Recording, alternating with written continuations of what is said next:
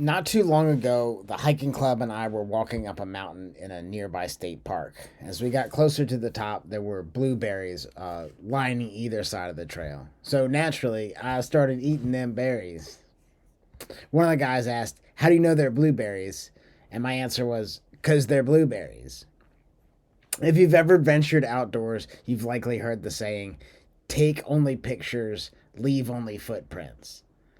Simply put, I hate that saying.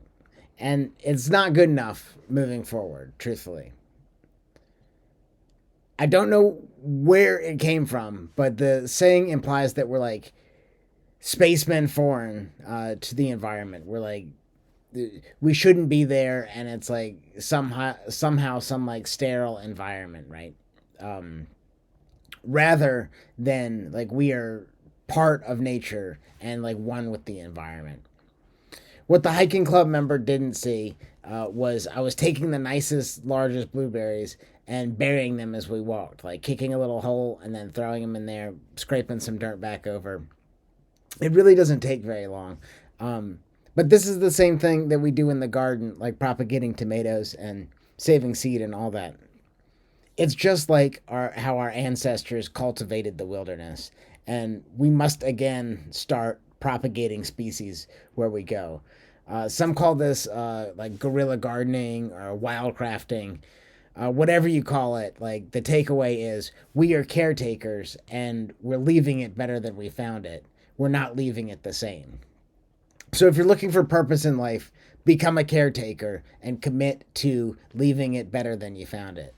Uh, in order to do that, there are some caveats, right? In order to do that, we have to develop a specific set of skills, a little Liam Neeson action. Um, these skills we teach in the Survival Essentials workshop. So if you want a hands-on, we'll plug that real quick. But the skills to identify plants through patterns and using field guides and mentors, we can grow as caretakers. We have to learn the plants. We can't grow as caretakers without learning the plants. Sam Kaufman, he's written a great book called The Herbal Medic, a Green Beret's Guide to Emergency Medical Preparedness and Natural First Aid. This is like a wonderful book, and Sam Kaufman is a wonderful resource of information. But he defines knowing the plant in five parts. The first is the name, not only like the let's say not only the common name mullein, also the Latin name like Verbascum thapsus or any number. You have to know the Latin name. There's so many times that I've heard people talking about a plant, uh, and the definition changes as you go from like holler to holler. Like just up the road, like my neighbors would call that plant something completely different. People call that plant the Alanthus tree. Sometimes it's called tree of heaven. Around here, I've heard it called stink tree. I've heard it called shoemake tree. Uh, and I'm sure there's countless other names. So, like, we have to know what we call it, but the only way that, like, society calls it is, like, the Latin name. So we have to know the plant and know the name, know how to harvest, the right plant part, the right time, the right place. All of that is super important. And as we think about like birth, growth, maturation, decline, and death cycle that happens in empires and like plants, we have to know where the energy is being stored. Um, so knowing like if do we take from the root, do we take from the flower, do we take from like the leafy green material, is it like tendrils, and that a lot of that depends on what time of year, but we have to know the right part, the right time, and the right place. And part of knowing the right place is knowing the ecosystem. um, are there a lot of that plant around that you can kind of take more? And the rule of thirds really applies here. We don't want to take more than like one third. So it's like an asymptote, right? If we have this much and we take a third, there's two thirds left. The next person that comes along takes a third, and we're like slowly moving closer to the wall. But we're never going to take it all because that's just the way it works. If we only take a third, There will be some for the wildlife. There will be some for the plant to propagate itself, and some for like the plant to like recover after you take that. So the rule of thirds definitely applies here. Knowing the plant population, but also like, are we harvesting next to a road that's been, like grease, oil, whatever wash from the car every time it rains? Is it picking up? Are we like harvesting cattail from a detention pond that like gets a lot of surface runoff?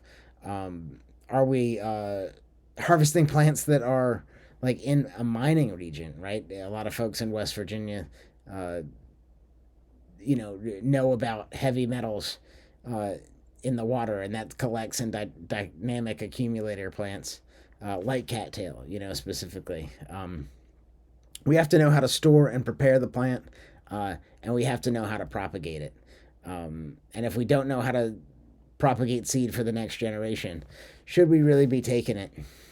So only when we know the plant in like all these five ways can we safely harvest it. And once we know the plants and their patterns, we can a little bit upset those patterns and create new patterns of sustainability.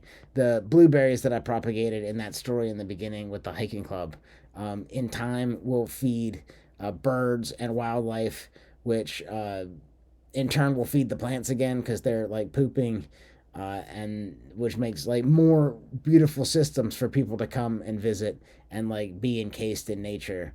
And the people will propagate just like we've propagated the blueberries, and we have this like cycle of healing, and that doesn't come from like laissez-faire, hands-off approach. And if animals are instruments played by the landscape, if we change the landscape, we can change the music. So this is what we're completely about: is like, how can we go out and change the world without first knowing the common connection that everybody shares to the earth? Um, and so, like, the pinnacle of survival skills in bushcrafting is healing environments that we travel through. Long distance travel and like truly living with the land seems like daunting at first for people that are like struggling to do the most basic. But like, the if we're talking like crawl, walk, run, the running is setting up a shelter, harvesting your plants, collecting them, and build like, so your shelter rots down, adds organic matter to a region.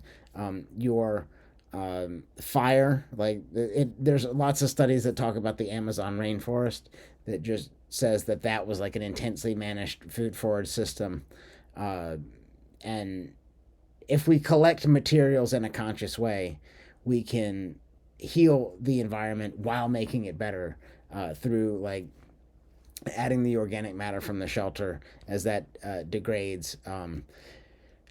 Building a fire, maybe, eating what you gathered, throwing the seeds into the extinguished fire because you have like the carbon, remediating the soil that way, and then moving on to the next location. And if we do that on a large enough scale, we can have like really great healthy soils, much like we do in the chicken coop, moving the birds and having them fertilize the pasture while at the same time eating the bugs, and then the fertilization makes more bugs. It's a really amazing system, and it works at like every level, whether it's like the homestead or like broad scale chasing the buffaloes around.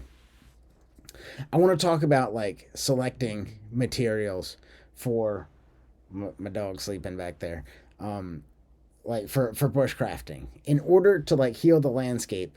Ideally, we're taking like already dead materials to get us by.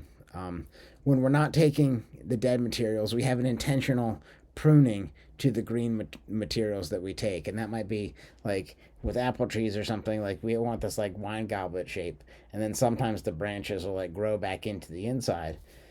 Those are the ones that we prune to like keep the tree growing out so it's strong, so it's uh, growing out to like collect light and be healthy and resilient in that way. It's only when like, we start getting these wonky trees that they might not live to their ultimate potential. So we're pruning the trees, and if we have to take like large trees, we're thinning the competition. So trees oftentimes compete for light, and often they're not all going to get to the canopy. There's going to be one taller tree and then like a bunch that are dwarfed. And so like, do we need to take the big tree? Probably not. Where we can get by with the smaller trees and open up more area for like a healthier forest. Um, Now we have to be like smart about that. Like particularly with cedar trees, we don't just want to come in and like start well anything, but cedar trees like have to be touching water, right, for them to grow, or moist soil. So if like you're trying to propagate cedars, um, that's something to think of. But don't cut a line to like try to give light around a creek, um, and then just be cutting the ones that are going to transfer the water like through the root system and stuff.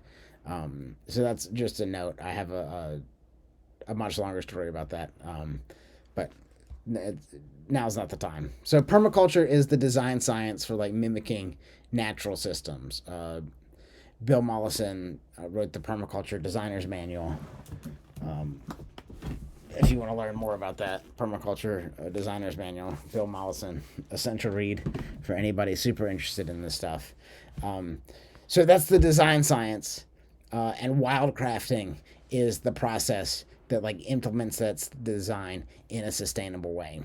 And it's our job to be caretakers, and it means we're actively involved in the landscape, not just visitors who are disconnected from the systems of nature. I wholeheartedly believe that. Uh, so many people have forgotten what commonly binds us together, and that's connection to the earth. And only through studying the ecology can we move into a more sustainable future for everybody. So, thanks for watching this video. If you made it this far, I know you have a passion for life and surviving whatever the universe throws at you. Drop us a like and make sure you subscribe, and so you never miss a video. SustainableHomestead.com is the place for more information. Shave decades off the time it would take you to figure this stuff out on your own. Look through our resource library, join our weekly homestead mastermind, or schedule your own in-person survival training, and really like elevate yourself to that running level. And as always, like, preparation today means peace of mind tomorrow. So we'll see you in the future. Thanks for watching again. Stay ready.